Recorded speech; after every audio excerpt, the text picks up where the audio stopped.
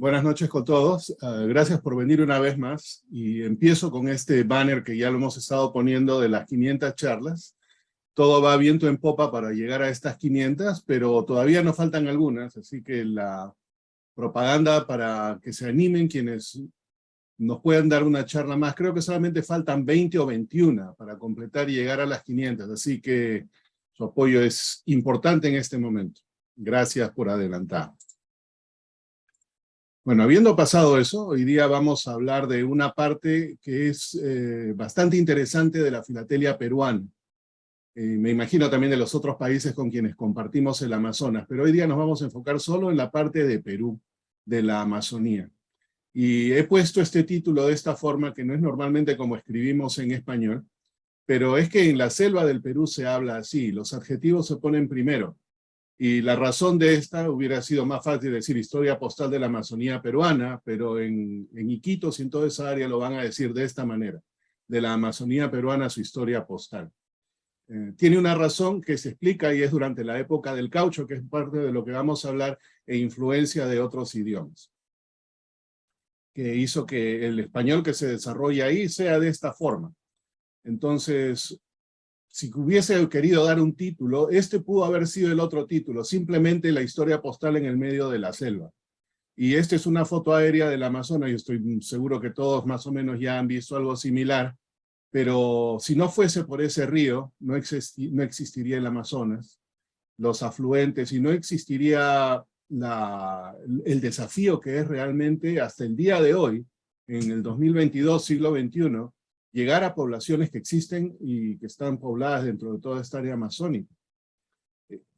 Eso es lo que es la parte, digamos, civil del asunto, pero la parte de historia postal es realmente un desafío. Y vamos a ver por qué. Hace pocos días o pocas semanas hubo una exposición en la que CAPEX, en la que se hablaba de exposiciones de un marco. Pues bien, cualquier tema de la Amazonía peruana podría entrar en un marco si es que hubiese suficiente material, pero no lo hay en una sola mano. Así que voy a dar mi reconocimiento y agradecimiento a estos tres grandes filatelistas. Al Howitt de Arizona, que está aquí con nosotros. Varias de las piezas que voy a mostrar ahora son de su colección. Chuck Wooster hizo un trabajo fantástico acerca de identificar las oficinas postales que hay en el Perú. Tiene un inventario de más o menos 2.500, 2.600 oficinas postales, cuándo abrieron, qué tipo, es una cantidad de detalles, es un trabajo de muchos años, y entiendo que también Al y otros filatelistas que ya no están con nosotros contribuyeron a eso. Y también una mención especial a Julio César Ponce, porque también parte de las piezas que voy a mostrar son de su colección. Lo interesante de todo esto es que si juntamos a estos tres señores y con lo que yo tengo y quizás con lo que hay alguno más, quizás lleguemos a un marco, porque es muy raro todo lo que es la historia postal de la Amazonía peruana, con la excepción de la parte de Iquitos, pero vamos a entrar ahí a eso en un momento. Entonces, hablemos de la selva amazónica, ¿no? Aquí tenemos más o menos la extensión que ocupa la selva amazónica en Sudamérica. A grandes rasgos, cosas que saqué de Wikipedia, es la selva tropical más grande del mundo. Provee el 20% del oxígeno del planeta. La cuenca del río Amazonas es la más grande del mundo. 230.000 metros cúbicos de agua por segundo es lo que evoca por aquí en lo que va del río Amazonas hacia el Atlántico. Una extensión de 7.4 millones de kilómetros cuadrados, 16.000 especies de árboles, 390.000 millones de árboles individuales. Y aquí se habla de que solo en la Amazonía, a cada ser humano en este planeta nos corresponderían 49 árboles, que es un montón, o sea, la densidad de población de esta selva. La parte interesante de la geografía es de que a pesar de ser 7.4 millones de kilómetros cuadrados, la población total de la Amazonía, incluyendo todos los países con quienes compartimos esto, Brasil, Colombia, Ecuador, las Guyanas, Venezuela, Colombia, Perú, solamente tiene 21 millones de habitantes, y eso es al 2022, menos que la Ciudad de México. Ese es el Amazonas, en general. La selva amazónica peruana es esta parte verde, 2/3 partes del Perú. Un área que ya la vemos ahí, 782.000 kilómetros cuadrados, 2/3, hay varias ciudades importantes. Chachapoyas y Tingomaría son un poco más en lo que llamamos ceja de selva, pero están ahí, pero las ciudades importantes, Pucallpa, Tarapoto, Puerto Maldonado y Quito, vamos a hablar de ellas. Iquitos, que es la ciudad que se encuentra por aquí, creció más hacia finales del siglo XIX, principios del siglo XX, y es la segunda ciudad más grande del Amazonas, pero es la ciudad más grande del mundo a la que no está conectada por carretera. La única manera que se puede llegar es por balsa, barco o por vía aérea ahora. Y eso también lo ha hecho un desafío y un destino muy interesante. Para quienes han estado en Machu Picchu, si ven un lado de Machu Picchu son los Andes y el otro lado es selva. Machu Picchu está en lo que se llama la ceja de selva. Y los incas dominaron hasta esa parte e hicieron intercambio con los habitantes del Amazonas o del área amazónica en el tiempo que ellos estuvieron ahí. Entonces el Amazonas del Perú y el Amazonas en general siempre ha sido algo remoto. Una parte final aquí de lo que sería el corte transversal del Perú. Acá tenemos el Pacífico. Si empezamos a poner ciudades dentro de este corte transversal de la geografía, Lima estaría por acá, Chosica estaría por acá, otras ciudades las tenemos por aquí, aquí tendríamos Arequipa, el Cusco y Puno. Hasta acá llega prácticamente lo que es la cordillera de los Andes, obviamente el Valle Interandino. Y cuando hablamos del Perú, hablamos de la filatelia, hablamos de cualquier otra cosa, casi siempre nos estamos refiriendo a esta área. Pero el área de la que vamos a hablar hoy día es esta otra área. El área menos conocida del Perú, lo que es la selva. Tanto la selva, lo que se llama la selva alta, que es el otro lado de los Andes, y también la selva baja, Rupa Rupa o Magua también, como le llaman.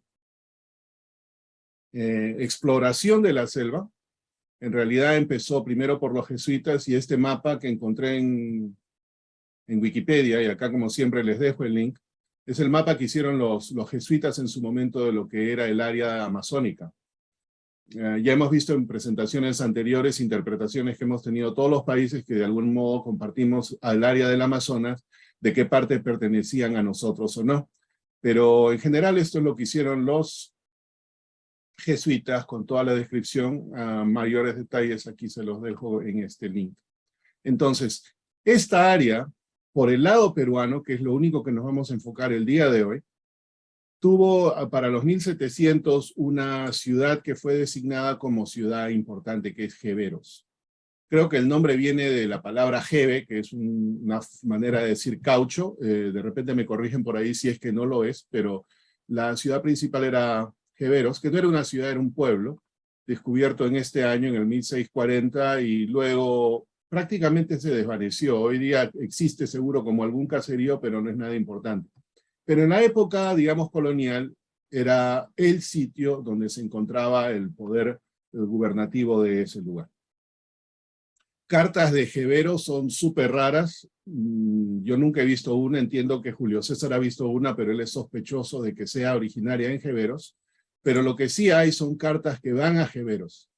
Esta es una carta de Moyobamba a Jeveros de 1779, de la colección de Julio César. Lo interesante también es que creo que fue en 1772 hubo la división del Virreinato del Perú con el Virreinato de Nueva Granada, y todo el área de Jaén y Maynas pasó del Virreinato del Perú al Virreinato de Nueva Granada. Luego regresó al Perú. Pero dentro de este tiempo, para 1779, Moyobamba y Jeveros era prácticamente el borde con el otro virreinato. Digamos, borde artificial porque en aquellos tiempos no se enforzaban los cruces de frontera ni nada de eso, pero era lo que es. Partes remotas, yo no sé de estos sobres cuántos existirán, pero me imagino que si no es el único, es probablemente uno de dos. Chachapoyas está en la parte alta de la selva, más del lado, digamos, con mayor flujo comercial. Esta carta también de 1794 va de Chachapoyas a Motocachi. Motocachi es en Ancash, es al norte de Lima, entonces esta se viene, no dentro de la selva, digamos, viene de la selva alta hacia los Andes y la costa del Perú. Está ya para 1807, y para este tiempo la parte de Jaén y Maynas ya habían regresado al Perú. Entiendo que en 1802 el gobierno, la corona española envió un ingeniero para que haga el análisis de cómo se estaba manejando el gobierno del Amazonas. Y en conclusión, el ingeniero de apellido Requena le comunica a la corona española de que el virreinato de Nueva Granada no había hecho nada en la parte del Amazonas, y que su recomendación era que pase al virreinato del Perú, porque los peruanos sí realmente habían avanzado hacia la selva, y con las posibilidades que brindaba, era más fácil o más plausible de que se pudiese haber desarrollado el área amazónica del lado peruano, y así sucedió. Eso fue en 1802, y como buenos hermanos con nuestros hermanos ecuatorianos, de ahí es donde viene el problema de la frontera. El problema fronterizo, que duró casi 200 años, viene de eso.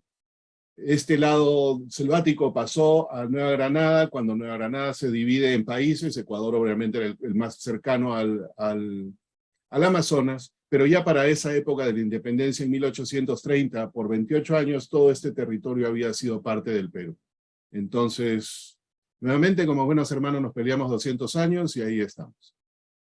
Otra carta de la colección de Julio César Ponce. Entonces, el Amazonas, al regresar al Perú, por esta recomendación de este ingeniero Requena, había sido vista como algo de una gran posibilidad. Y hace muy poco encontré esto en Del Campe. Es una noticia, un periódico, una cosa que se envía, digamos, enviaba el Vaticano a todas sus delegaciones a través del mundo, y noticias relevantes de diferentes tipos, pero este boletín en particular del 26 de agosto de 1819, Perú todavía no era independiente, fue independiente 2 años antes, habla de una propuesta, y una propuesta bastante interesante. Es una propuesta que le hace España a Portugal de intercambio. España le decía: te doy Uruguay por parte del Amazonas. Y gracias a Francisco Barone, que me hizo la traducción de esto, aquí no se las voy a leer, pero prácticamente lo que le dice es: ok, España le dice a Portugal: ok, Portugal, te doy la que está al otro lado del río Uruguay, o al otro lado del río de la Plata, Uruguay en este caso, lo que conocemos hoy como Uruguay, y tú me das la parte norte del Amazonas, cosa que de ese modo podemos tener salida desde Lima hasta el río, por el río Amazonas, para llegar a Cádiz en 3 meses. Obviamente esto nunca se dio, pero parte de lo que se describe aquí era precisamente tratar de boicotear el tráfico que venía de Buenos Aires, que ya era independiente desde 1810. Esta es la parte de la guerra de independencia de nuestros países. Me pareció súper curioso, yo no sabía esto, quizás algunos de los uruguayos o argentinos que están aquí tenían el conocimiento, pero yo desconocía totalmente. Si lo quieren ver, aquí lo puse en este link, para que tengan eso. 1821 se independiza el Perú. El Amazonas seguía tan lejano como siempre. Esta es otra carta de la colección de Julio César, de 1854, más o menos, de Omagua. Omagua, algo muy cerca de lo que hoy es Iquitos, hacia el sur, y que seguía yendo a Jeveros. Para esta época, Jeveros ya no era la capital, ahora la capital había sido movida, creo que a Yurimaguas o Moyobamba, uno de los dos, no recuerdo el tiempo exacto, pero pasó ahí. Entonces, esto es lo que se conoce, digamos, de la época colonial y la época prefilatélica. Hasta donde yo sé, no hay nada más. Estamos hablando de 4 sobres. No llegas a un marco. Es todo lo que hay. Quizás un sobre más por ahí, aparte de lo que está en esto. 1854, 3 años más tarde, el Perú empieza, 4 años más tarde, el Perú empieza a emitir sus estampillas, y hay un libro muy importante de Lamia Rein que habla de los matasellos que se usaron, ¿no? Entonces, el mapa que hizo Lamia Rein, que está aquí en el lado izquierdo, y este es los distritos postales que estaban en ese momento. El distrito 7º era el distrito del Amazonas, y como pueden ver ustedes aquí, la concentración de todos estos pueblitos, muchos de ellos rarísimos, estaba prácticamente o únicamente en la parte costera, la costa del Pacífico y los Andes. Si comparamos la densidad con lo que hay del otro lado no había prácticamente nada. Este era el Amazonas, y solamente pocas poblaciones, y esto eran los matasellos, que se conocen del séptimo distrito postal. Todos ellos son raros, no necesito enfatizar rareza porque en realidad uno es más raro que el otro, siendo el más común igual de raro. Y aquí hacemos un cambio de colección, si me permiten, y estos matasellos son de la colección de AL, todos súper raros. Poblaciones insignificantes en el medio del Amazonas, que para llegar en ese tiempo quizás se demorarían meses, como Loreto. Iquitos fue lo que más se desarrolló, y vamos a hablar bastante de Iquitos, pero Iquitos en esta época también era una población remota, y una población muy, muy chiquita. Tarapoto, Nauta, Pebas, Yurimaguas, todo esto es súper, súper, súper raro. Iquitos fue lo que se desarrolló más. Y la palabra Iquitos viene de la tribu que vivía en esa área. Entiendo que Iquitos significa población al otro lado del río. Entonces, el río Amazonas siendo tan ancho, el otro lado del río tendría las casas, el otro tendría más selva y nada más. Esto también es algo que encontré, un grabado que hace más o menos referencia a cómo era Iquitos en esa época. Este es Iquitos en los 1860. Y un historiador ítalo-peruano hizo este comentario de Iquitos, ¿no? Iquitos, esa miserable hacienda indígena, hace unos años es ahora una población de buenas y sólidas casas, con tiendas repletas de efectos, bla, bla, bla. Esto lo escribió este señor Antonio Raimondi en 1868. Y esta es la época que realmente empieza la parte clásica, digamos, de Iquitos, o la parte clásica de la filatelia peruana en la selva amazónica. Se conocen 3 sobres. Interesantemente, los 3 sobres son certificados, y deduzco yo que son certificados porque en esa época, pues, mandar algo desde algo tan remoto, de alguna manera había que reasegurarse que llegase. Este va dentro de la selva, de Iquitos a Chachapoyas, un sobre muy, muy interesante, es franqueo simple, fue de don Julio Lugón. Iquitos, porte simple, pagaba un dinero y 5 dineros de certificación en esa época. Este es el mejor sobre de los 3 que se conocen de esta época. Este es el otro sobre, también de Iquitos, igual, porte simple certificado, está reparado en este lado y tiene ciertos inconvenientes, pero venir de Iquitos ya de por sí, y que haya llegado intacto, era un milagro. Este de Iquitos a Chachapoyas, el anterior, se justifica de alguna manera porque no tuvo que pasar todas las vicisitudes que pasaron los otros para cruzar la otra parte de la selva y los Andes para llegar a la costa. Este viene hacia Lima y en el camino pues muestra los efectos del viaje. Son los 2 que se conocen con el dinero rosa. Este también es de una subasta de Corinfila, no recuerdo cuál.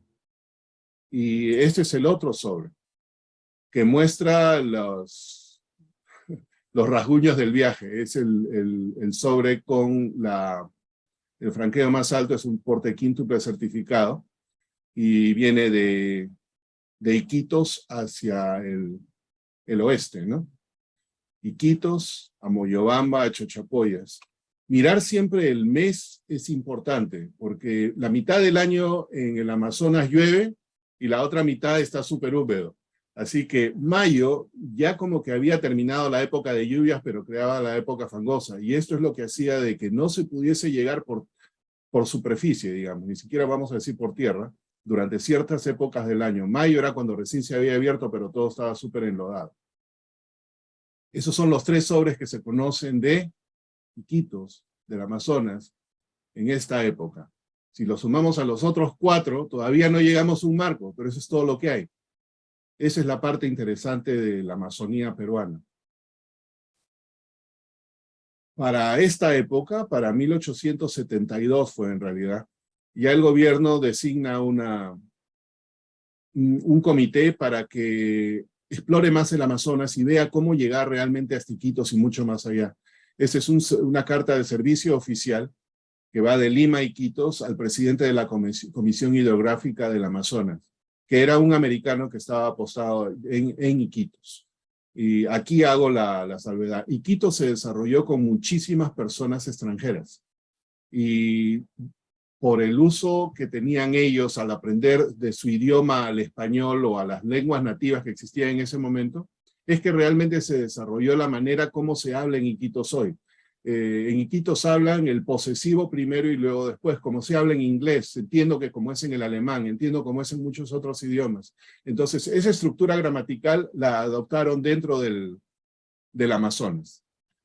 Por eso, del Amazonas, de la Amazonía peruana, su historia postal sigue esa característica, ¿no? Y eso es lo que viene, digamos, dentro de esta época. Esta es la época que empieza. Todavía estamos en 1874. En el resto del Perú estábamos hablando de la parte del boom del guano, y para esta época ya estábamos en crisis, pero el gobierno había visto en el Amazonas la posibilidad de expansión con un nuevo producto, y ese nuevo producto era el caucho. Esta es la única estampilla peruana, y he preguntado a quienes hacen temática, y no hay una estampilla peruana que hable del caucho, pero esta sí tiene acá con su medio micromotivo, y menciona del caucho, y cómo se hacía la tala de el corte de los árboles, todo para extraer esto. Y acá hay un librito muy interesante, como siempre le dejo ahí el link, el PDF está disponible, cómo evolucionó las rutas del caucho dentro de la Amazonía. Y efectivamente, a partir de 1879, hubo en el Perú, pero en el área amazónica, lo que se llama la fiebre del caucho. Ahí se vivió un auge increíble, y esto empieza en 1879, para la misma época que empieza la Guerra del Pacífico, pero digamos que todo el problema de la Guerra del Pacífico nunca realmente llegó más allá de los Andes. Esto estamos hablando del otro lado, prácticamente otro país, dentro del mismo país. Esta fue una economía paralela que se desarrollaba mientras en la costa y en la sierra estábamos luchando por la Guerra del Pacífico. En el Amazonas se estaba desarrollando la industria del caucho. De 1879 a 1912 prácticamente fue eso, y tiene su razón. Entonces, aquí esta foto no es de Iquitos, es de Manaus. Manaus en Brasil, mucho más importante en lo que se refiere a la explotación del caucho, pero la misma dinámica existía dentro del Perú. Estas fotos sí son del Perú. Esto entiendo de principios del siglo o finales del XIX, son los que se llaman los varones del caucho, europeos viviendo en Iquitos que habían desarrollado todo esto. Aquí lo mismo, con los nativos del área. Y hubo una cosa muy mala con los nativos, porque algunos, si no todos los varones del caucho, esclavizaron a los nativos del área, y eso fue la razón, dentro de unas muchas razones para que se termine con este apogeo que tuvo el área amazónica. También hubieron aventureros, hubieron una serie de personas que vieron en el Amazonas el sacar esa ventaja, y uno de ellos fue este señor, Carlos Fermín Fiscarral López. Él era de Ancash, más o menos por esta parte de aquí, pero vio en el Amazonas y se fue al Amazonas, y en el Amazonas hizo fortuna. Este señor es épico por una razón. Él fue quien descubrió el istmo entre dos ríos, el Urubamba y uno más por aquí, que conectaba una de las vertientes, el Ucayali y el Urubamba, ríos que vienen desde el Amazonas, hacia la parte de lo que hoy conocemos como Madre de Dios y Puerto Maldonado. Él fue quien realmente descubrió ese istmo y se aventuró a cruzar su embarcación de un lado a otro. Tan épico es este hombre que hay una película alemana sobre él. Acá les dejo la película, se llama Fiscarraldo. Y también el link en YouTube, la película está traducida al español. Muy interesante, la recomiendo altamente. Y aquí muestra cómo cuando él descubre ese istmo hace cruzar su barco fuera del agua de un lado a otro con los nativos jalando. El actor también tiene su historia aparte, pero esa parte no la voy a contar, es algo más moderno, pero lo pueden ver ahí. El varón más importante del caucho de esa época fue este señor, Julio César Arana del Aire. Él no solamente tenía toda la fuerza, digamos, laboral de miles y miles, decenas de miles de nativos del área, pero él también contó con la inversión inglesa. Y se formó esta compañía que se llama The Peruvian Amazon Rubber Company, y esta compañía realmente fue la que expandió y lo que trajo todos estos dineros, no solamente, me imagino, a la parte del Brasil, pero sobre todo a la parte del Perú. Este señor fue el más poderoso varón de caucho, al punto que cuando hubieron los conflictos fronterizos con Colombia, el presidente del Perú habló con este señor para que le diga, para que forme un ejército. y Julio César Arana formó el ejército, entre comillas, peruano, que en realidad era su propio ejército para defender sus propios intereses. Gracias a estos señores también, el avance territorial del Brasil no llegó al Perú, porque todos estos protegían. Teniendo la explotación del caucho, hicieron de que toda esa parte del Amazonas realmente no sea absorbida por el Brasil como fueron otras partes del Perú, ¿no? El problema fue de que este señor fue quizás quien esclavizó más a los nativos del área, y en 1913, creo que fue en Inglaterra, el gobierno inglés lo enjuicia. Y una de las cosas que hablan aquí es que es imposible exonerar a los socios del conocimiento de cómo se había estado recolectando el caucho para la empresa, ¿no? En realidad acá se hablaba de la explotación a los nativos en condición semi-salvaje, con cadenas, los tenían en muy mal estado. Se habla de más de 30.000 nativos muertos. Toda la información esa la tienen aquí. Esos son los varones del área. Ahora, producción de caucho, para ir terminando la parte, digamos, del contexto histórico en esto, este es otro mapita que encontré de 1912 para la época de finales del caucho. El Perú solamente producía 2.700 toneladas, pero el Brasil estaba en las prácticamente 35.000. Aún así, con solamente 2.700, eso hizo riquísima al área del Amazonas, y fue lo que permitió todo.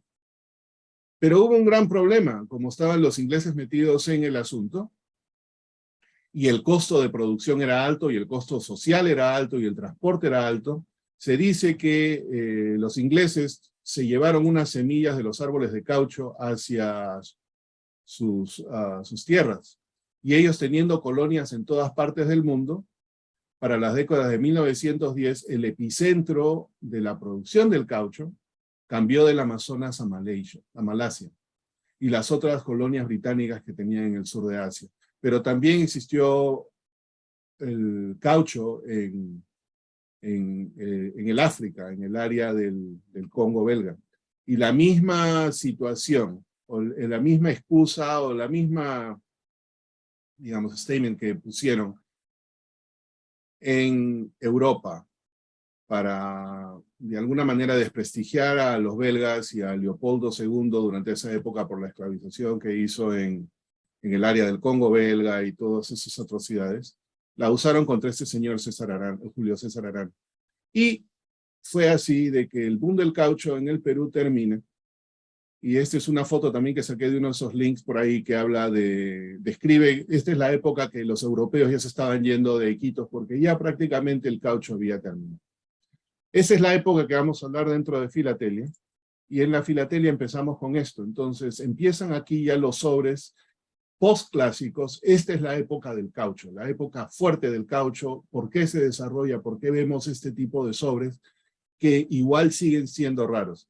Este es uno de la colección de aliens, digamos, del más antiguo dentro de lo que es el periodo cauchero, con el matasello en verde único que se conoce.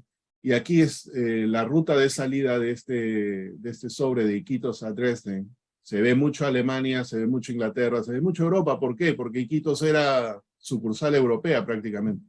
Entonces viajaban por el río Amazonas hacia el Atlántico con conexión a Europa. Nada de esto pasaba por Lima. Lo que pasaba por Lima era raro. Todo pasaba por el Amazonas directamente para el Atlántico, siendo la rareza de todo esto. Este caso se fue hasta Pernambuco. Entonces quizás entró dentro de lo que es el correo brasilero, porque entiendo que Pernambuco es un poco más al sur del río Amazonas, entonces quizás por ahí tomó una cierta conexión. Pero hay otros sobres que sí son realmente como este de aquí, de 1894, va a Hannover, van vía Lisboa, y van enteramente por conexiones o por lo menos los matasellos de tránsito son los que son dentro de la parte del Amazonas. Tenemos uno aquí en Manaus, otro aquí en el estado de Pará, que borda con el Amazonas, y obviamente la conexión con Lisboa. Es interesante porque es un aviso de recepción desde Iquitos. Ahora, las dos rutas. Habían dos rutas dentro del Perú. La ruta cuando llovía y la ruta cuando no llovía. Entonces, cuando era época de lluvia, era imposible pasar la parte de los Andes, y ni a pie ni a nada, no había manera, todo estaba enlodado. Así que la manera de llegar en ese tiempo de Iquitos a Lima era salir por todo el Amazonas, viajar por la parte norte de América del Sur, cruzar Panamá, venir hacia abajo y llegar a este punto. Este es un sobre de esos, de Iquitos a Lima, en época de lluvia. Nada en el sobre indica esto, tomó otra ruta. Uno tiene que ver de qué fecha es para sacar esta conclusión. Este sobre de Iquitos a Lima se demoró 53 días. En 1897. Y aún con el viaje inmenso que tenía, era una carta doméstica, obviamente. Esta es la ruta cuando no llovía, pero igual era húmedo. Venía de Iquitos, ya cruzaba los Andes, y desde el puerto de Paita, o Trujillo en Salaberry, cualquiera de los dos, o venía por mar o venía por tierra, y llegaba aquí. Este es en junio, que es la época seca, digamos, entre comillas, y lleva desde Iquitos a Lima 38 días. Lo interesante del caso es que las cartas que iban de Lima a Europa eran mucho más rápidas. Esta va de Lima a Borna en Alemania y solamente tomó 26 días. Era más rápido llegar de Lima a Europa que llegar de Lima a Iquitos. Por eso Iquitos era una parte remota del Perú. Era prácticamente otro país y lo vamos a ver en alguno de los sobres que vienen por acá. Siendo parte remota, había tiempos del año que no llegaban estampillas, y este es un caso. Aparte de eso, en 1900 y anteriormente y posteriormente hubiera muchas revoluciones locales. Ellos querían ser federalistas, ellos no querían ser un estado, un departamento del Perú. Ellos querían ser un estado independiente asociado al Perú, pero estado independiente. En 1900 sucedió una de esas revueltas, y esa es la razón por que existen estos sobres con el Franca Iquitos, Franca por falta de estampillas. Iquitos era tan independiente que esta tarjeta que viene de Alemania a Iquitos, no dice Iquitos Perú, dice Iquitos Amazonas. Viene por vía Pará y Brasil. Y hay muchas cartas, sobres y todo de esta época que vienen, bueno, muchas relativamente dentro de lo que se conoce, que no dicen Iquitos Perú, dicen Iquitos Amazonas. Ellos, entiendo, hacia afuera quizás se promocionaban como si fuera un país independiente y un área independiente. Barmen, a Iquitos, en el Amazonas, está aquí. Pero uno que sí realmente me llamó la atención fue este. Este es una carta también que viene desde Alemania y viene de Múnich a Cerro de Pasco en los Andes del Perú. Pero esta carta no cruzó Panamá y no fue por el lado de Magallanes. Esta carta vino por el Amazonas. Entra por el Amazonas a Iquitos y dentro del Amazonas no cruza ni siquiera por Lima. Entonces esta era una ruta, y de estos he visto 2 o 3 que viene de esta manera. Una vez que entraba al Amazonas, estaba en Iquitos. Una vez de Iquitos, en este caso se fue a Cajamarca, acá está la marca de Cajamarca, y de Cajamarca, tomando el camino Inca, llegó a Cerro de Pasco. No Panamá, no Estrecho de Magallanes ni nada, directamente por el Amazonas. Habían consulados de todo tipo en la ciudad de Iquitos, y este es el consulado alemán. Y este entero postal muy simpático viene de Durban, en Sudáfrica, hacia Iquitos. Y no pasó por Europa. Obviamente la intersección de la vía de Lisboa era pasar en Madeira, solamente hacía conexión en Madeira y luego llegaba hasta Iquitos. Estas eran las tarifas de aquella época. Siempre hemos hablado de los 2 centavos de cruce de Panamá cuando hablamos de Perú y todo eso.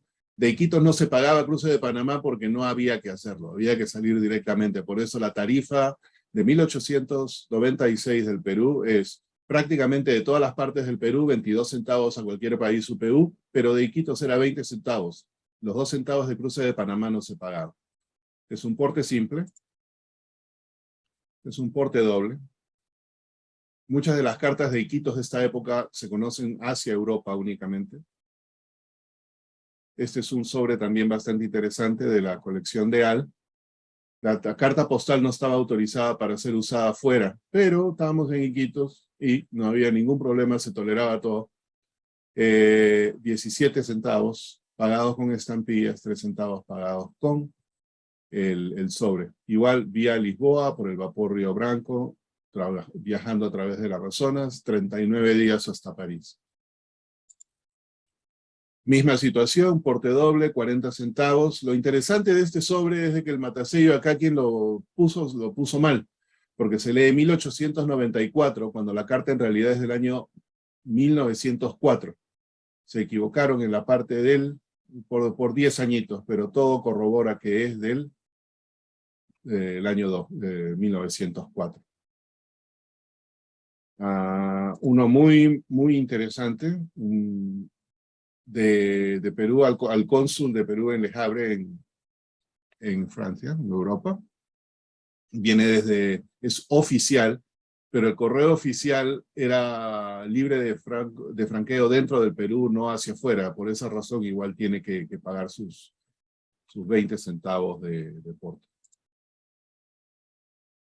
Otro interesante, de Moyobamba a Iquitos, esto transita a través de Yurimaguas, que es una ciudad que está en el medio, y todo el tránsito fue hecho por río.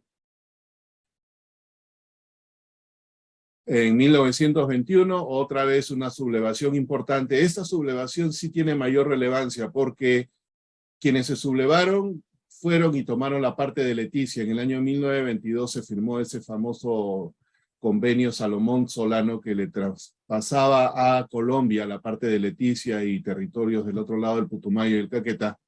Y en Iquitos se rebelaron porque obviamente era en contra de sus intereses económicos. Se rebelaron a tal punto de que ya no llegaban estampillas, sacaron su propia moneda y ocuparon Leticia. Pues. Todo eso duró más o menos desde el 21 hasta el 24, 25. Esta es la época que se ven estos tipos de sobres. Aquí acabamos con Iquitos. Muchos de los sobres que se van a ver dentro de lo poco que hay siempre van a ser de Iquitos. Sobres de cualquier otro lado son mucho más raros. Y aquí hay uno que también de la colección de Julio César y va hacia Tarapoto. Tarapoto ya es una ciudad más al sur, digamos, del Amazonas. Pero también es relevante e importante, mucho más pequeña que todo lo que se desarrolló en ese momento, siendo inclusive Iquitos algo pequeño. La razón por la que Iquitos lo vemos tanto es porque era lo que concentraba todo lo del área amazónica, no era solamente la ciudad de Iquitos, era todo lo que estaba alrededor que llegaba a Iquitos para distribución porque ahí estaba el puerto. Tarapoto tenía un puerto chiquito, pero solamente, digamos, acopiaba ciertas cosas. Este es un sobre oficial hacia Tarapoto. Este ya es un sobre de la época cauchera, de Tarapoto a Lima, y estos sí viajaban, no tengo el mes exacto, pero lo más probable es que sí haya pasado al otro lado de los Andes. Y también está este sobrecito interesante que va de Tarapoto a Nueva York. Está tasado y definitivamente vino por el lado de la costa del Pacífico. Por tierra hasta Moyobamba, de ahí Chochapoyas y quizás haya cruzado hacia el oeste. Otro de Tarapoto que va a Worcester en Ohio. Misma situación, sí cruzó hacia el lado del Pacífico, paga los 2 centavos del cruce de Panamá de la colección de AL y saca el transporte que fue de Tarapoto a Moyobamba por tierra, de ahí a Iquitos, perdón, sobrepagó 2 centavos, va por el río Amazonas. De Yurimaguas va hacia Iquitos, que ya es hacia el este, y por ahí continúa hacia destino. Otros que son más raros son los del sur del Amazonas. Aquí esta área, que es más ya frontera con Brasil y frontera con Bolivia, Puerto Maldonado. Puerto Maldonado se funda en 1904 y fue el descubrimiento que hizo Fiscarral, ¿no? Ahí en la película esa que mencioné anteriormente. Y por alguna razón parece que lo proveyeron a Puerto Maldonado son estampillas de déficit, pero estas estampillas ya eran válidas para franqueo desde 1911. Yo conozco 4 sobres de estos. Este es el que tiene estampillas de déficit. Los otros 3 también tienen estampillas de déficit, así que parece que le mandaron eso. De aquí paga los 5 centavos, que era el porte doméstico, va de Puerto Maldonado a Iquitos. Aquí el filatelista le ha tasado por falta de franqueo. No creo que sea eso, porque todo lo que llegó allá fueron estampillas de multa que eran utilizadas desde 1911 para franqueo. Igual súper raro, Puerto Maldonado. Puerto Balta, esto más raro. ¿Cómo sería raro que no tenían ni estampillas, pero sí tenían matasellos? Así que le pusieron Receptoría Río Piedras, Perú, de Puerto Balta. Estamos hablando de zonas remotas. Si tuviese o no tuviese estampillas, no importa. Igual tenía que despacharlo y lo despacharon hasta Nueva York. No está tasado por ningún lado, ni dentro del Perú, ni fuera del Perú, que es lo curioso, debió haber sido tasado en algún momento. Otra cosa bastante interesante de Madre de Dios, el departamento donde está Puerto Maldonado, también de la colección de Al. Este es más simpático que nada, porque de alguna manera salió de Puerto Maldonado y de alguna manera llegó al Cusco. Y estuvieron aquí involucrados agentes de transporte, como el que está aquí en Tirapata, que es el norte de Puno, cerca a la parte sur de... Y este es el Amazonas entre el Perú y Bolivia. De ahí, de alguna manera, lo hicieron llegar al Cusco, del Cusco lo hicieron llegar hasta Puno, y de Puno lo hicieron llegar a Arequipa, en Cusco le pusieron este matasello post-train, que es un peruanismo de decir post-train, pero en Perú le decimos post-train, y de estos existen, y de alguna manera llegó hasta Cusco, de ahí a Puno, de ahí a Arequipa, y continuó, saliendo de Madre de Dios. ¿Qué tiempo se habrá demorado de llegar de Madre de Dios a Cusco? No sé, pero me imagino que fue más tiempo ese que de llegar quizás hasta Suiza. Y finalmente, dentro de esta primera parte, la otra parte la voy a pasar rapidito. Como todo esto era zona remota, el correo no tenía presencia, digamos, de oficinas en muy pocas ciudades. Entonces ellos contrataban con terceros. Y esos terceros le proveían este documento el pasabante, ¿no? Lo que hacían eran con sus lanchitas o como fuera, se iban de un lado a otro recogiendo y dando cartas. Este es uno de esos documentos de 1921, de Moyobamba a Chachapoyas. Se demoró 6 días porque es la época de lluvias. Tan difícil era correr estos 160 kilómetros, lo hizo en 6 días, y en cada pueblito que iba parando a recibir o dejar cartas, lo marcaban: Moyobamba, Rioja, Ushco, Molinopampa y Chachapoyas. He visto otros del Amazonas que tienen formato similar o inclusive a veces a mano y muestran los viajes que hacían estos terceros, ¿no? A pesar de ser algo que se outsource, se contrataba con terceros, el correo tenía la supervigilancia. Entonces, esta es la conexión, hablando de terceros, con lo que realmente es la parte mucho, mucho, mucho más rara de lo que hemos visto, que es la parte del servicio fluvial en el Amazonas. Los sobres que vamos a ver por aquí prácticamente todos son únicos. Y si hay algunos más, todavía no llegamos a un marco o a duras penas llegamos a un marco. Y no llegamos a un marco ni siquiera con un filatelista. Entonces vamos a empezar con esta parte. Este es de 1906, una tarjeta postal de Puerto Bermúdez a Mulhausen, con tránsito en Lima, Correos del Perú, servicio fluvial. Yo nunca había visto uno de esos. Cuando le digo a Al, oye, Al, tienes algunas cosas, me dice, tengo algunas cosas del Amazonas que te voy a mandar. Ok, todos son únicos y este es uno de ellos. Este es el más antiguo que se conoce de esos servicios fluviales. Súper raro, yo no lo conocía. Vapores, así como vimos esta embarcación aquí. Estas son las embarcaciones de 2 pisos y hay hasta de 3 pisos que navegan en el Amazonas. Vapor Adolfo. Este se remató hace poco en Corinfila. Lo vendieron por más, a pesar de ser de 1909, o 1915, perdón, me equivoqué en el año. Aquí dice 15, se equivocaron en la descripción. A pesar de eso, este sobre es muchísimo más caro de lo que son los sobres clásicos del Perú. Son rarísimos. Creo que es el único. Aquí hay otro de un pueblito interesante, Nazaret, que es el más antiguo que se conoce de Nazaret, también de la colección de Al. Al también me proveyó con esta imagen. Esto es lo que era Nazaret. 8 o 10 casitas en un lado del río. También existe Nazaret, Brasil, que está al otro lado del río, y paramos de contar. Esta, para que tenga postales, porque ha sido quizás un caserío grande. Los otros que vamos a ver quizás eran 2 casitas. Todos son pueblitos súper chiquitos. Y esto está en el río Javari, en el Amazonas, que va a Bremen.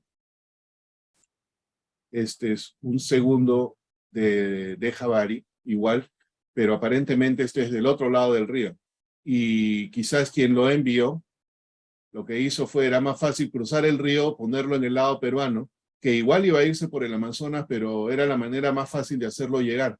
Matasello único también, receptoría de Nazaret, va hacia Bremen. Y ese es un sobre que yo sí pude conseguir. Va de Nazaret a Nueva York. El matasello habla aquí de Nazaret en el río Javari. Y si vemos el río Javari es este pedacito, en la puntita de la prácticamente frontera tripartita entre Colombia, Brasil y Perú, Leticia, Tabatinga y Santa Rosa. El río Javari es esto, y este es el Valle del Javari. ¿Quién llegaba ahí? No tengo la menor idea, pero ahí estaba este sobrecito. Remate de Males es el lado brasilero de aquí, pues hizo el tránsito por ese lado. Otras embarcaciones interesantes. Agencia Postal del Urubamba. Está enviado en alemán y habla de que están aquí camino por el río Napo hacia el Ecuador y se están yendo porque hay un problema. Uno de los tantos levantamientos federalistas que hubo en Iquitos y en el Amazonas. Entonces de aquí se estaban yendo. Esta agencia postal era un vapor ambulante, pues, ¿no? Cualquiera de los pueblitos. Todo esto no se origina de Iquitos. Todo esto se origina de esos caseríos que hay 1, 2 o hasta 10, quizás la más grande, Nazaret, en aquel momento. Otro interesante, el vapor Pachitea, que va hasta Little Rock, Arkansas, y este sí, el vapor Pachitea lo llevó a algún lugar donde cruzó los Andes y tomó barco a través del puerto de Paita en el norte del Perú. Otro interesante, el vapor Guayaga, este también navegaba el río Guayaba de arriba abajo y era un barco que colectaba y entregaba cartas. Pero a pesar de eso, también este es otro pueblo chiquitito, Lagunas, se llegó a usar el cierre de seguridad. Mandaban una carta certificada, y este es el único cierre de seguridad que yo conozco usado en el Amazonas, en sobre, y los quienes recolectaban las cartas de los pueblos o de los caseríos en los ríos, lo colectaban pero no le ponían el matasello. Este matasello es un matasello genérico que se utilizaba cuando llegaba a Iquitos. Este matasello identifica las cartas que eran colectadas por esas lanchas en los ríos del Amazonas. Este fue de Laguna, que está algo más o menos por esta área. Otro súper raro y quizás único, la lancha Alberto. Una tarjeta postal que va a Suecia, prácticamente, ese creo que es único, la lancha Alberto. Receptoría del Lancha Alberto. Estamos hablando de 1924, filatelia moderna para muchos, pero esto es más raro que el periodo clásico del Perú. Otra de esas lanchas, la lancha Lina, con el omnipresente presidente Leguía y sus estampillas, y también enviada certificada, y el número del certificado aquí no es el de certificado de esta ciudad que era en Puerto Victoria, por Río Pachitea, no. Este es el número de certificado en la lancha, y era el número 7. ¿Cuántas antes habría y cuántas después habrán habido? No lo sé, pero todo esto es así de raro. Otro que va de Iquitos a La Habana, pero en realidad este no es Iquitos, porque como ya vimos, este matasello era de donde se recolectaba. Y al igual que un show and tell que yo estaba hablando de Margaret Anderson y la cura para el alcoholismo, esta viene para los jueces del concurso de cafeaspirina en La Habana. Entonces, de alguna manera, en alguno de esos pueblitos allí en la selva amazónica se enteraron, quizás por radio aficionado, quizás por revista, no sé, y mandaron pues su entrada al concurso, ¿no? De algún pueblo, de algún caserío estos en el Amazonas. 1931. Unos un poquito ya más modernos, del 34 al 35, la misma situación. Servicio de ríos Pichis y Pachitea, que está algo por aquí, lancha correo. De Cajuapanas a Puerto Bermúdez, una cosita por acá que quizás habría 3 o 4 casitas. Y otro que viene de Cajuapanas a través del río Pichis, y este va a Dallas con un matasello diferente de todo esto. Estos son lo que se conoce dentro de lo que es la parte de transporte fluvial. Pero la comunicación con el Amazonas era importante de hacer, y una de las cosas que se llegó a hacer dentro de este periodo y era bajo la custodia o la administración postal, era implementar el telégrafo, y el primer radiotelégrafo que se implementó en el Perú fue precisamente a Iquitos, en 1913. Y este aerograma que está descrito aquí, que en realidad es el telegrama, es lo que yo llamo la evidencia más antigua de una comunicación electrónica, un predecesor del email entre Lima y Iquitos, y este fue el 22 de enero de 1913. Esta es la estación o la antena en el Cerro San Cristóbal en Lima, y esta es la antena en la estación de Requena, la estación radiográfica allá en Iquitos. A partir de 1913 hubo radiotelefonía radiotelegrafía con el Amazonas. El Amazonas fue muy importante, esto ya lo hablamos cuando hablábamos de Leguía, y Leguía realmente puso empeño en hacerlo. Esta es la flota de los Kingstones, CAS-55, los hidroaviones que se compraron para implementar el correo aéreo al Perú. Estas son fotos originales de la época dentro del río, y los aeroplanos que se usaron para el primer servicio aéreo entre Lima e Iquitos. Y este servicio se implementó a finales de 1927, pero en 1928 ya está en full efecto, y este es uno de esos sobrecitos. La ruta se dice que era mixta, por tren hasta Loroya, por tierra hasta San Ramón y luego por avión. En algún momento fue totalmente por avión, y eso fue en 1928. Pero esta es la ruta inicial, digamos, ¿no? Este viene de Iquitos a Lima. Pero en la Amazonía, para moverse a otros lados y para integrar, había que hacerlo por avión o había que hacerlo por barco. Y este es uno de los 3 que se conocen, del primer servicio y único que existió entre Iquitos y Manaus. Este sucedió el 24 de agosto de 1930, y ninguno de estos sobres, los 3 que se conocen, es filatélico. Los 3 son comerciales, o sea, hubo realmente la intención de hacerlo. ¿Por qué no se continuó? Desconozco la historia, pero este es el segundo que tengo y este es el que tengo yo. El primero se vendió en Corinfila. Y la misma situación, Liz Pinasco, todo esto es una carta comercial, y el tercero también es una carta comercial. Y esto ya lo hablamos anteriormente, pero lo pongo aquí nuevamente para resaltar la importancia de Iquitos. Cuando Leticia pasa finalmente hacia Colombia y ellos tenían que hacer su conexión, no había vuelos directamente entre Leticia y Bogotá, así que la manera de hacer llegar esto era a través de Lima, ¿no? A través del correo aéreo peruano. Este sobre es, aquí sí le puse pesaba entre 11 y 15 gramos, y pagaba un sol 20, de acuerdo a la tarifa, hay un sol 30, perdón, y este sí era entre 16 y 20 gramos, este es el otro sobre que yo conozco de esos. El servicio aéreo integrado dentro del Amazonas era crítico e importante, y hubieron muchos accidentes. ¿Por qué? Porque era una zona difícil, y este es un sobre accidentado de esa época, también de la colección de AL, que va desde Iquitos hacia Puerto Maldonado. A pesar de que el cruce dentro del estado de Acre era lo que en el Brasil hubiese sido la ruta más cercana, este tipo de vuelos, aún para esta época, los hacían a la margen del río, o sobrevolando el río. En cualquier situación como la que se dio aquí, era más fácil y más suave, me imagino, caer en el río que caer encima de los árboles. Y para terminar, desgraciadamente el Amazonas se está desforestando. Y la deforestación del Amazonas está realmente impactando todo. Así que pongo esto aquí como solidaridad, porque realmente si hay que hacer algo en el Amazonas es tomar conciencia. Se dice, si el Amazonas provee 20% del oxígeno que respiramos, y se está destruyendo como se está destruyendo en los bosques del Perú y del Brasil, algo se debe hacer.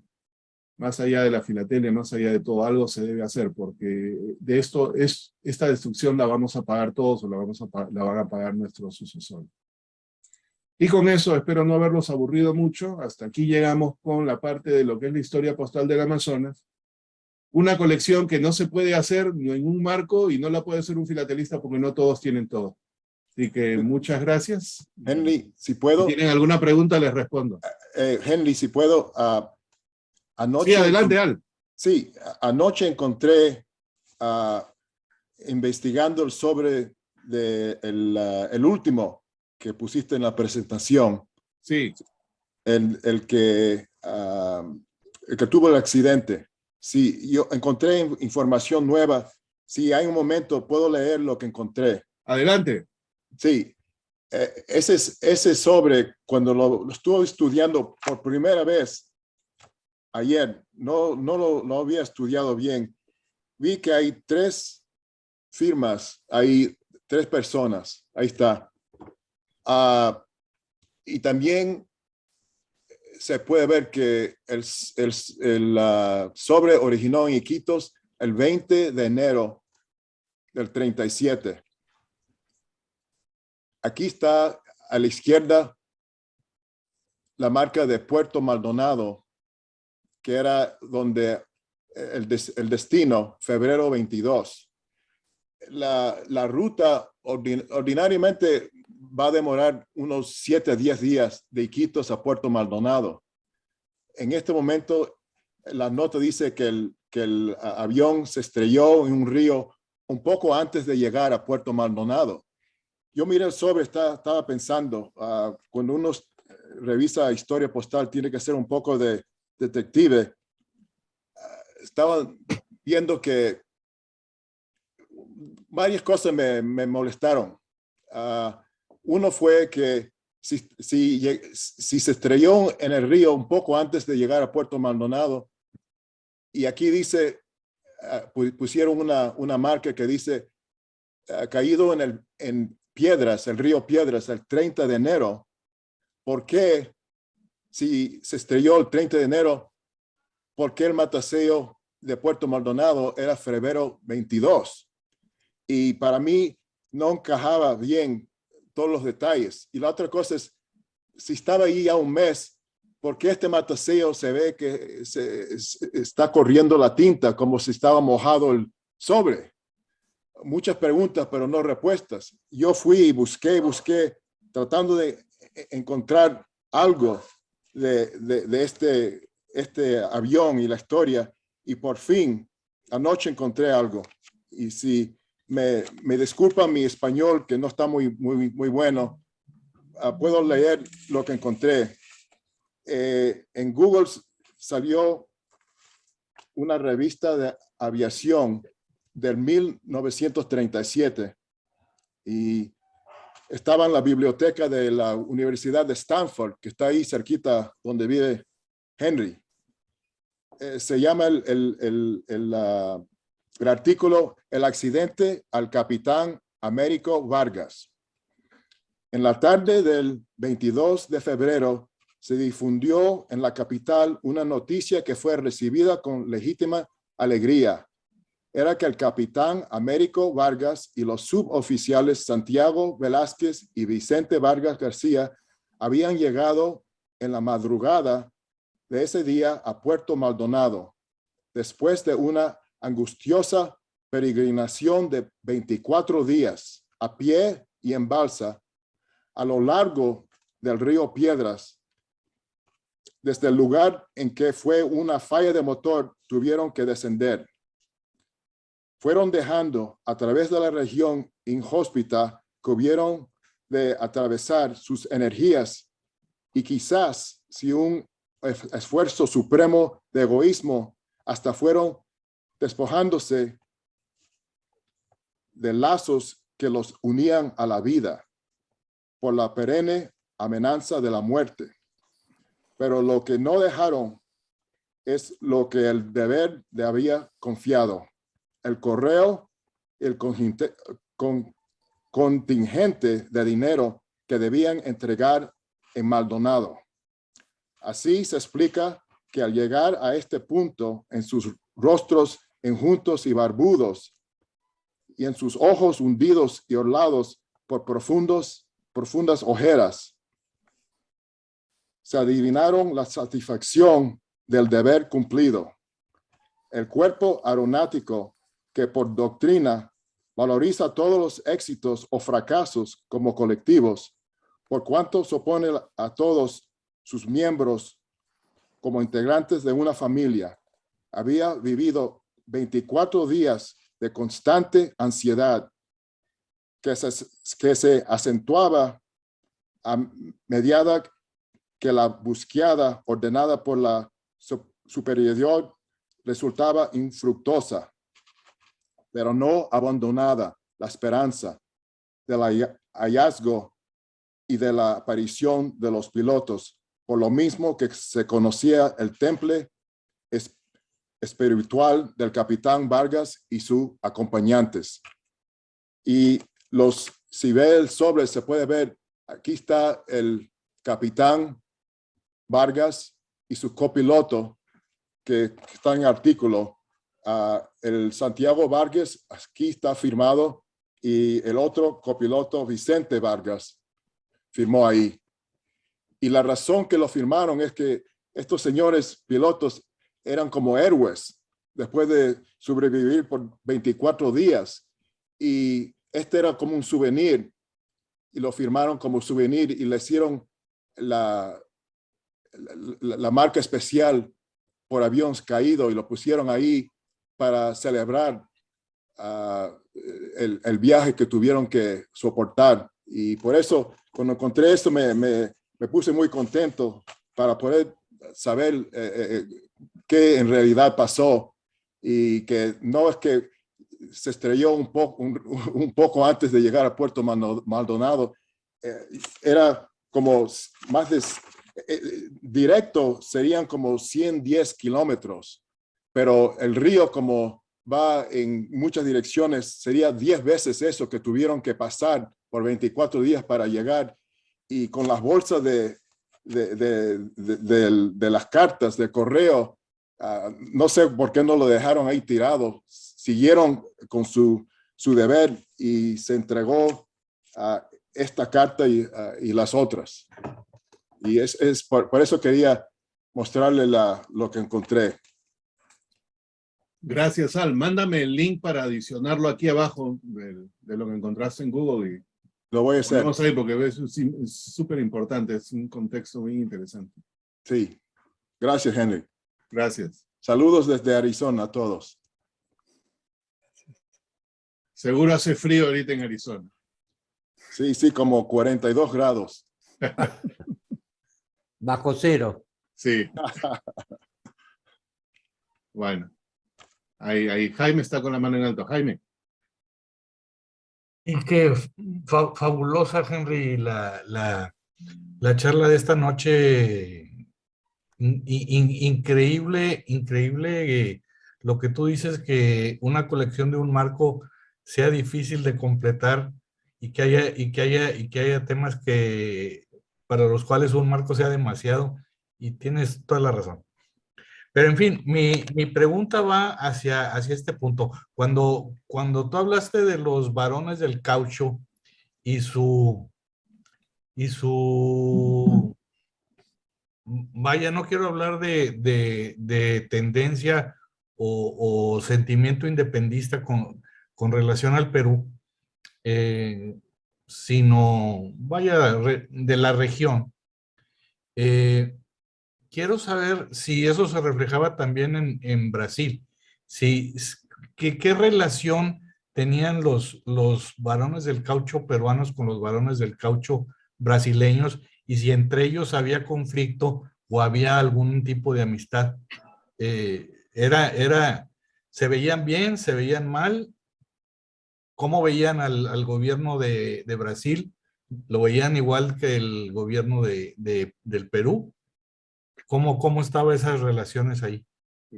Buena pregunta. Yo, la verdad, no sé la respuesta, pero me imagino de que Brasil, siendo un país federalista y el Amazonas siendo un estado, fue lo que sirvió de modelo a los varones del caucho del lado peruano para tratar de adoptar ese modelo dentro del Perú.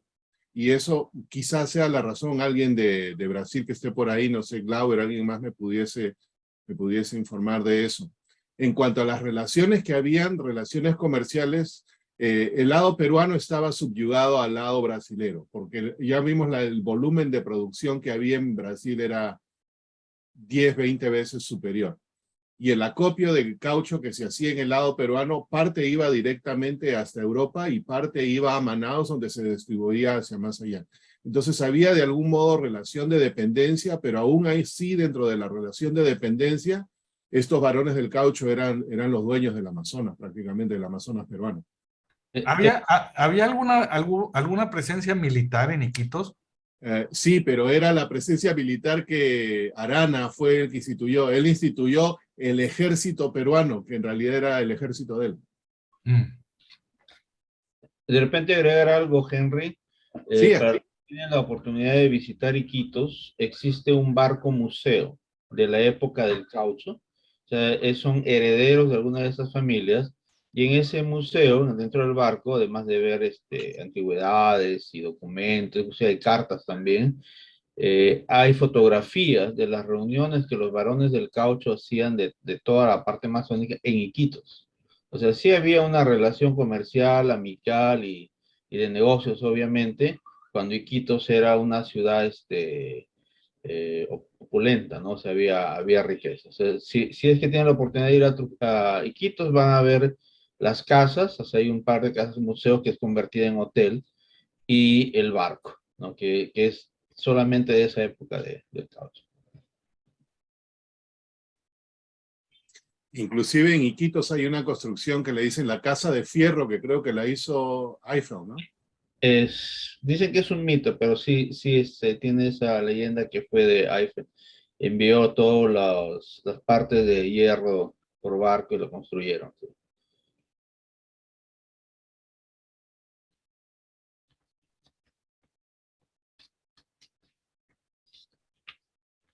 Mauricio. Gracias, Henry. Primero, muy interesante la charla, muy bonita. Y estaba viendo lo que lo que tú comentaste de lo remoto que es esta ciudad y empecé a ver.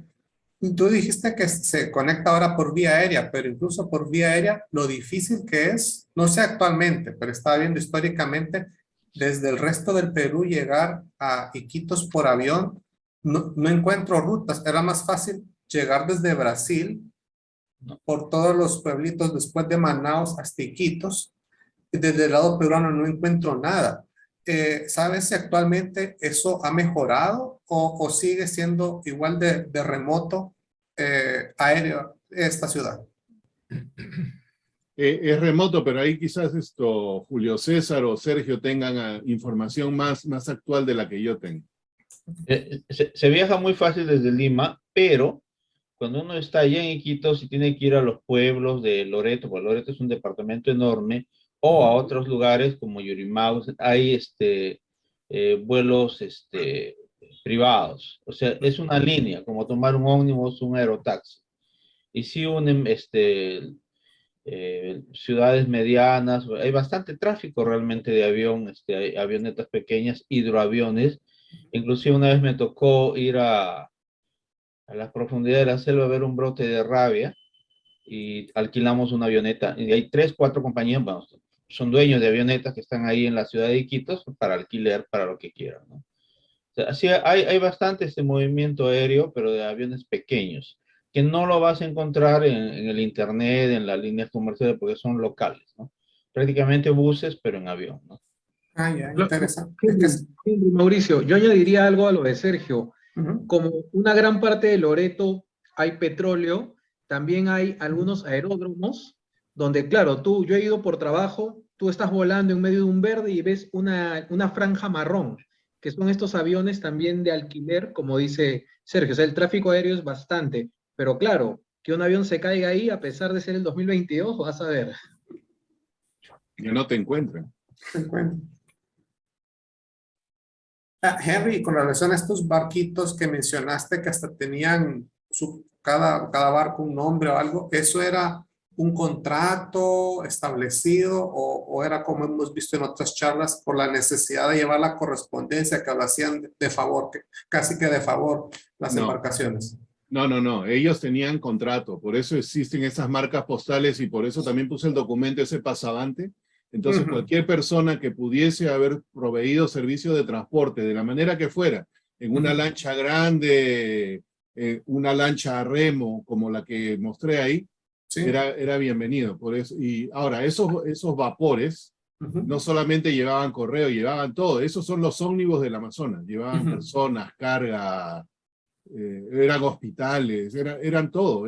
Y dentro de eso llevaban las cartas, pues, ¿no? Que pudiesen haber habido. Interesante. Entiendo que hasta ahora circulan porque hay todavía servicio fluvial. Obviamente ya quizás cartas no se envíen, manden emails o están ahí con conexión por teléfono, pero hasta el día de hoy existe el servicio fluvial, si es que no me equivoco. Y una carta enviada actualmente, ¿en cuánto tiempo llega? Ah, bueno, eso sí Si es se que llega. demora por lo menos 10 veces más que esa época. No lo sé, pero lo más probable es que si llega, buena suerte, pero no va a llegar más rápido de lo que llegaba en esta época, eso casi te lo puedo garantizar. Les agrego ahí algo. Los servicios de courier privados han ganado mucho espacio acá en el Perú. Cierto. Y el Correo Nacional Serpó se ha debilitado muchísimo. Entonces, en cualquier pueblo, por muy alejado que sea o rural, hay negocios y ellos son los que envían correspondencia, pero lo hacen a través del courier, ¿no? A mí me ha tocado también enviar cosas por trabajo urgentes y hay que buscar la oficina del courier, ¿no?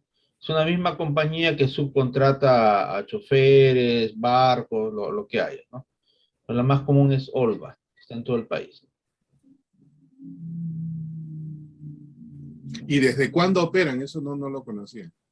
En realidad, cuando Serpos aparece en 1992, empiezan a aparecer poco a poco servicios de courier. Hay un courier que se llama Correos del Perú. Audazmente patentó el nombre porque Correo del Perú ya no existía, ahora existía Serpos, entonces hay una compañía privada que se llama Correo del Perú, que es solo courier. Está Olva, hay Expreso del Mundo. Son muchas compañías ahora que se dedican a hacer envíos y ahora, bueno, agregándolo del delivery, esas mismas compañías de courier se han convertido en delivery de una ciudad a otra. Te diré, en los últimos 20 años, 15 años ya ha proliferado al punto de que el Estado, en vez de contratar a Serpos para sus documentos, contrata a las privadas. Es una forma de corrupción en realidad también. Interesante. Bueno, otra perla para la situación. Bueno. Otra pregunta, Henry. Actividades de misioneros ahí en la zona amazónica de Perú. No se mira con correspondencia hacia, no sé, Estados Unidos. Les encantaba mandar misioneros allá a las selvas y a lugares Sí, remotos. yo he visto y tengo sobres ya de los 60. De los 50 no nada, pero de los 60, de los 70 sí, de varios sitios, otras ciudades como ya más al sur y que ya se desarrollaron, ¿no? Pucallpa, Tingo María, Requena, Orellana, de todas esas partes que no he mencionado porque en esta época quizás algunos de los sobres habrán sido la única casa o dos que habían, pero la parte misionera, no solamente católica, pero principalmente las otras iglesias, ¿no? Es más o menos los de esa época, así, 60 en adelante, creo. No sé, Al, tú de repente tienes sobres también de esa época. Sí, tengo sobres empezando en 40, 50, 60, hasta uno de los filatelistas, muy buen amigo, Dick Abrams. Dick Abrams. Él era misionero en Perú por más de 30 años, protestante, y él pasó por todas esas partes, Amazonas, y él tenía muchas cosas de recuerdo de sus viajes, por barco, por balsa, por todo. Él pasó por mula de misionario por tantos años. Y sí, hay mucha historia postal y mucho es muy escaso, hasta como los 50. Hay muchas cosas que se encuentran que son rarísimas.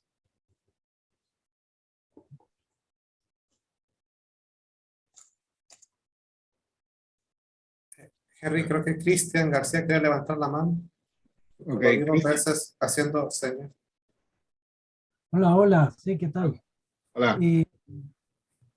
A mí me gusta mucho el cine y esa película que mencionó Henry es una joya del cine, dirigida por Wilhelm Herzog, un director alemán que tiene películas de antología. Y esta película, Fitzcarraldo, a mí me gusta muchísimo. Está filmada en Iquitos, en la selva, en el río, y para filmar esta película, Herzog tuvo que hacer una gran odisea, porque el cruce del barco de río a río fue verdad, lo hicieron real, y es una hazaña. Ahora, la actuación de Klaus Kinski, que es un personaje, que es el actor ícono de Herzog, tiene otra película también que se llama La ira de Aguirre, que también está filmada en la selva. Excelente esa película. Son dos películas extraordinarias. Yo les recomiendo que la busquen. Y Fitzcarraldo cuenta la historia de un alemán loco que llega a la selva y su pasión era llevar la ópera a Iquitos, a la selva. Y justamente porque en la selva estaban todos estos señores, los varones, que dicen los varones, y él, su idea era esa, instalar la ópera en la selva. Y trabaja también Claudia Cardinal en esa película, que es la esposa de este señor Carraldo. Y es una película maravillosa. Yo les recomiendo que la vean y van a ver cómo era la vida en ese tiempo a los caucheros que existían ahí en Iquitos. Siguiendo tu comentario, la película es extraordinaria, pero aún más extraordinario es el documental de cómo filmaron la película. Sí, sí, correcto. O sea, fue un milagro que esa película llegara a las pantallas. Exacto. No la quiero estropear, pero busquen ambas, busquen la película y después busquen el documental de cómo se filmó. Es extraordinario. Y no sé si está relacionado a esta película o no, pero creo que fue en el 79, que iban a hacer una película similar o era esta, no sé qué pasó, y el actor iba a ser Mick Jagger. No sé. Es esta película y tuvieron que sustituirlo. Entonces Sí. tuvieron que filmar buena parte de la película de nuevo para cubrir el vacío, pero no me acuerdo si fue Mick Jagger o fue Klaus Kinski el que entró después, pero parte de la película se tuvo que volver a filmar. Sí. La película está editada del año 82, creo. Fue una tarea titánica que no sé cómo pudo completarse. Yo se la recomiendo, tienen que verla. Está en YouTube. Sí, ahí puse el link. En YouTube y en español. Exacto. Y vean La ira de Aguirre, que también está filmada en la selva. Creo que en Perú también. También es muy buena. Sí, es buenísima esa película. Rotten Tomatoes le dio 77%. La voy a ver si la veo. Tan bueno. Bueno. Henry, una pregunta. Sí. Teniendo en cuenta que era una ciudad tan remota y asumo la logística de todo esto postal, pero ¿existe algún registro de más o menos cuántas cartas se despachaban desde ahí o hacia esa ciudad desde el resto de Perú? ¿Algo en algún archivo del correo? Debe existir, eso sí debe existir. Las estadísticas anuales y todo eso están en las memorias. Tendría que checar en el website que tenemos del Perú Philatelic Study Circle. Hay varias memorias. En este momento de memoria, valga la redundancia, no me acuerdo, pero de hecho están ahí, porque ahí te hablan las estadísticas, cuántas cartas certificadas, no específicamente a Iquitos, pero a la región, ¿no? Sí. Entonces, como era la oficina de correos principal, está ahí. De hecho, a la selva, y lo vas a corroborar si lo miras, a la selva es nada comparado con el resto. No solamente por población, sino por el tipo de comunicación, ¿no? Era prácticamente todo hacia afuera y por el Amazonas. Ahora, eso es lo que pasó por Iquitos. Los otros sobrecitos, esos como de Nazaret, que ya no llegaban a Iquitos, sino de frente se iban al Brasil, buena suerte. Eso es lo que hay, punto. Ahí, esa parte sí es mucho, mucho más difícil. Y realmente esa es la, digamos, la joya de la parte de la historia postal del Amazonas. Lo de las poblaciones es raro, pero lo de las lanchas, eso es otro nivel de rareza. Retomando el punto, creo que ya recordé, el actor original que iba a hacer el papel de Fiscaraldo era Jason Roberts. Y se enfermó y no pudo terminar la película.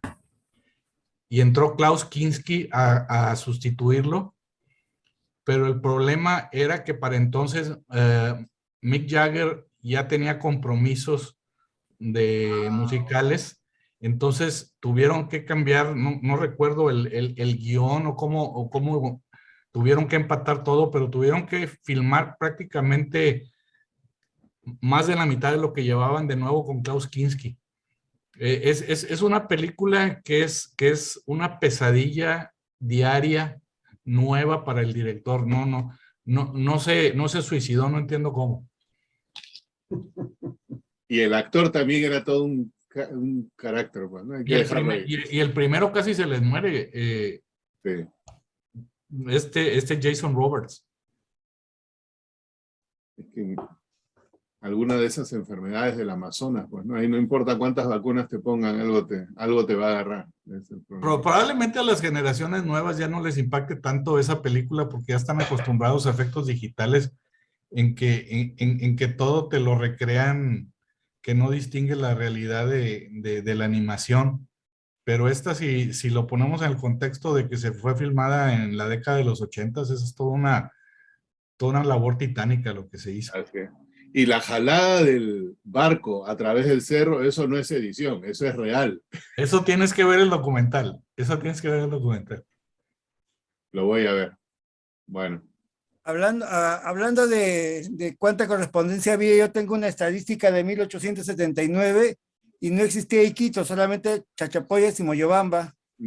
Y dice, cartas certificadas despachadas 36 y de Chachapoyas y Moyobamba 128.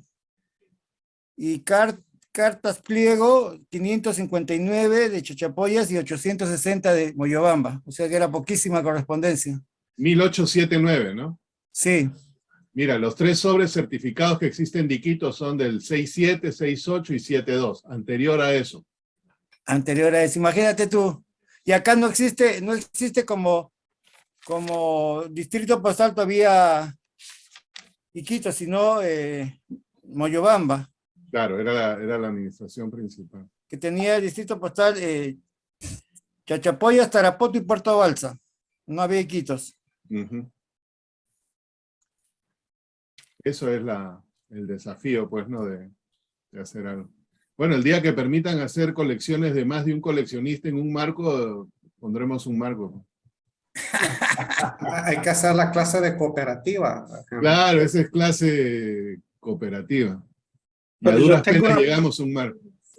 Tengo una pregunta, Henry. Si él va a Sí. ser de un marco, muchas piezas raras, lo único que le van a dar 94 puntos. Con No, suerte. menos. 59.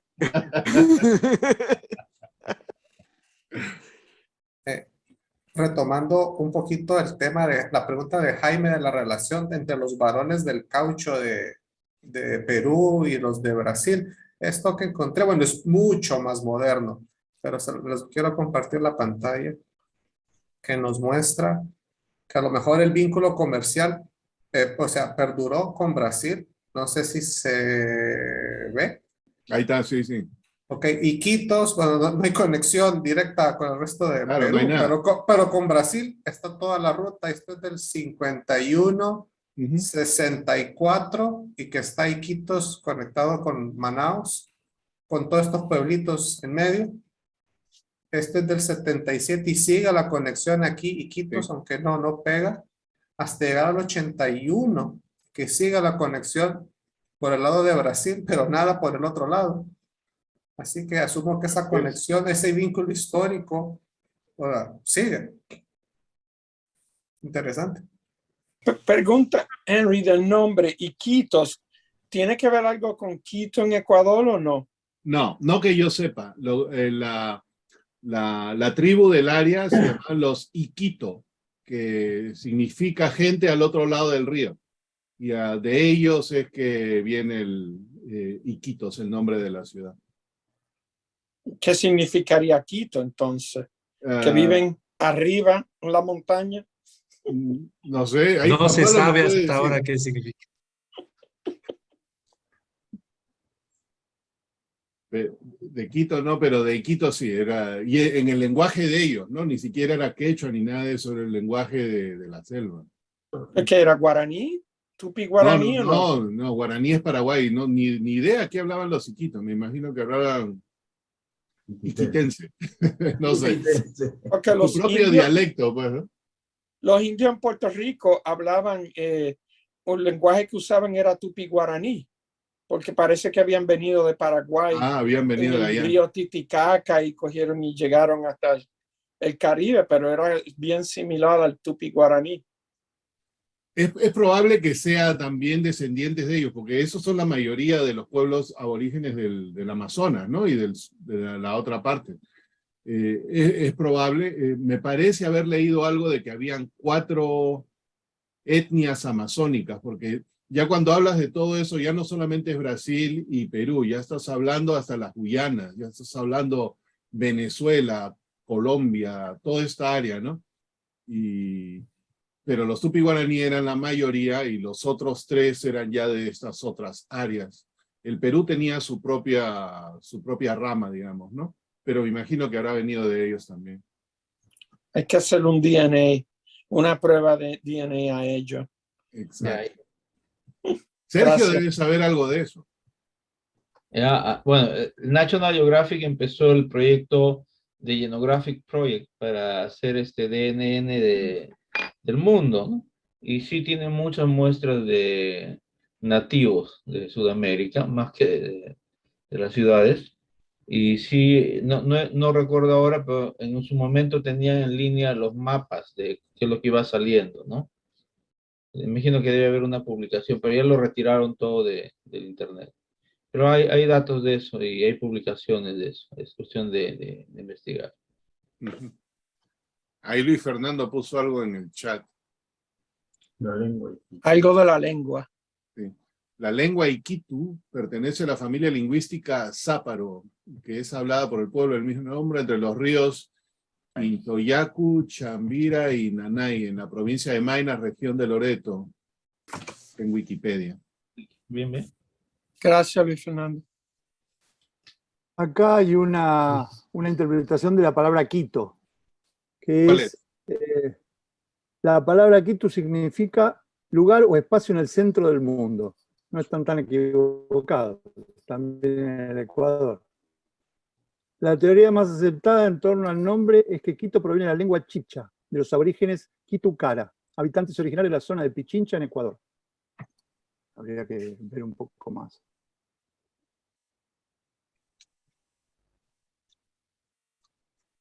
Los chipchas también están en Ecuador, también en Colombia, ¿no? Sí, deben haber llegado hasta el Ecuador. Ahora que Alberto habló, hay que darle un aplauso, un beso, un abrazo, una bienvenida, de todo. Gracias, Luis. Gracias. Por sobrevivir. Por sobrevivir. Bienvenida de regreso, Alberto. Gracias. Bueno. No veo a nadie más, entonces con eso, muchas gracias por escuchar y nos quedamos hasta el día de mañana.